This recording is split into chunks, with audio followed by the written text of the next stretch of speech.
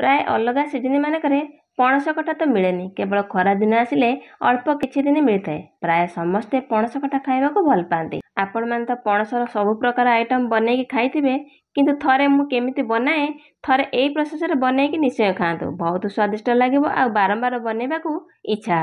नमस्कार, आपण मानकु मो चैनल रे अनेक अनेक स्वागत। प्रथमे पानी गरम हेले काटिकी रखिथा पणस को स्वाद अनुसार लूण हळदी दे गोटे सीटी पर्यंत सिझेई दबा। पणस सिझीगला पर लिड खोली तादरे आम दुईटा तेजपत्र देदेवा। तेजपत्र देले बहुत स्वादिष्ट लगे और बास्ना बढ़िया आसो। आगु धोईक रखिथा मुग डाली छेचा अदा पियाज को देले डालमारा बहुत टेस्ट लगे। आप थरे यही प्रोसेस बनातु। अदा पियाज छेचा देकी डालमा बनइले बहुत स्वादिष्ट लगे। तापर गोटे चामच धनिया गुंड को देदेवा।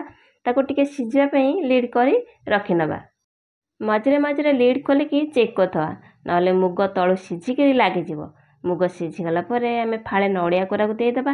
नड़िया कोरा देले मुग डालमाटा आहरी स्वादिष्ट लगे।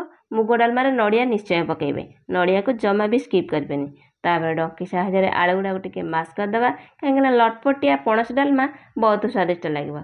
तापर कड़ाई रे सोरिष तेल देदेवा। तेल गरम होला परे दीटा सुखिला लंका सहित पंच फुटण आ किछि हेंगु सह काश्मीर लंका गुंड देदेवा। हेंगु देले बहुत बढ़िया बास्ना आसीबो।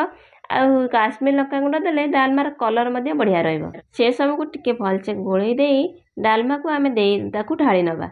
डालमा को टिके नगु ढाळी देला परे आमे डालमार किछि काढी कि कड़ाई दिरे देई ताकू गोळेई दबा। तापर ताकू डंकी साहाय्य आउ टिके मास करदेवा। लटपटिया रहिले पणस डालमाटा खाइबा को बहुत स्वादिष्ट लगे। आपण माने चाहिले आकु मध्य न डंकी रखिपारे।